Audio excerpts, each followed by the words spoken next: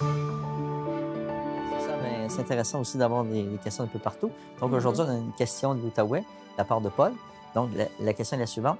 Quelle est la différence entre la résurrection et la réincarnation? OK? Je prends le temps de le prononcer. Oui, oui, vas-y, tranquillement. Résurrection et réincarnation. Voilà, voilà.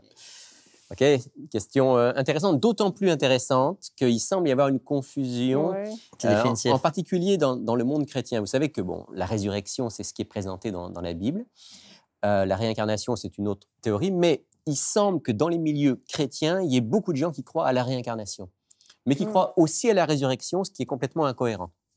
Alors, il faut faire la lumière. On fait la lumière sur tout ça. Qu'est-ce que la résurrection? En tout cas, la doctrine biblique de la résurrection, c'est cet enseignement selon lequel, à un moment donné de l'histoire, Dieu va intervenir. Il y aura ce qu'on appelle souvent le jugement final, le retour du Christ, et Dieu va redonner la vie à ceux qui sont morts. Les uns disent Jésus pour la vie éternelle, les autres pour le jugement. Ouais, puis à quelque part, moi, j'aime. Tu parles, tu parles de nous, mais il y a aussi la dynamique. Ben, Jésus est ressuscité. Oui, Voilà. oui, Jésus est ressuscité. Parce que Paul, il dit exactement. Si Jésus n'est pas ressuscité, notre foi est vaine. Exact. Donc, la dimension de la résurrection, c'est que. On va... Et il y a de nombreux exemples bibliques de résurrection. Bien sûr, celui du Christ, c'est le plus fort. Ouais. Mais déjà, dans l'Ancien Testament, il y a des exemples de résurrection. Oui. Puis dans son ministère, Jésus a ressuscité des morts. Et puis on a quelques exemples aussi dans le livre des Actes des Apôtres. C'est cette espérance qui est la nôtre, qu'à un moment, Dieu va intervenir, le Créateur, pour redonner la vie à tous ceux qui leur ont fait confiance. La mort, c'est pas la fin. C'est ça, j'aime ça quand tu dis pour redonner la vie, parce que avec la notion de résurrection, réincarnation, ça a un rapport avec la quête de l'immortalité. Voilà.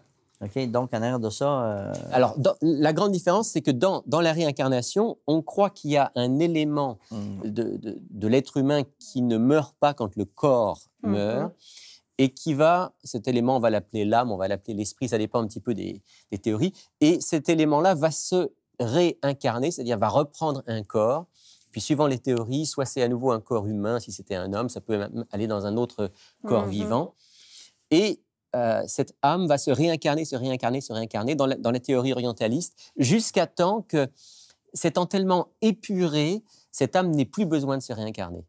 Et à ce moment-là, elle va rentrer dans le grand tout, dans le nirvana, et puis c'est la fin. Alors, ce qui n'est pas biblique. Non, parce que dans la Bible, on a clairement... Je vais juste lire un texte, on n'a pas beaucoup de temps, mais juste lire un texte qui montre clairement que, d'après la Bible, il n'y a pas de réincarnation, mais il y a une résurrection. Dans l'Épître aux Hébreux, au chapitre 9, il est dit ceci. « Et comme il est réservé aux hommes de mourir une seule fois, après quoi vient le jugement, de même, le Christ, qui s'est offert une fois pour porter les péchés de plusieurs, apparaîtra sans péché une seconde fois à ceux qui l'attendent pour leur salut. » Donc, on meurt une seule fois, et ensuite, eh bien, le Christ revient, et là, vient la résurrection. Chapitre 9, versets 27 et 28 de l'Épître aux Hébreux.